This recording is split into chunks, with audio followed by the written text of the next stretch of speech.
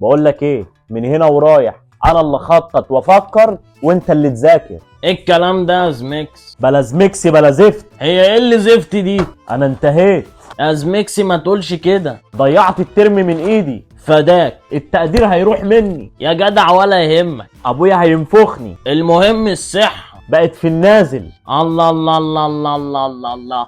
لا مش كده يا زميكس، علشان كده لازم اعوض كل حاجة في الفاينل. ما انا كمان عاوز انجح. يبقى تسمع كلامي، حاضر.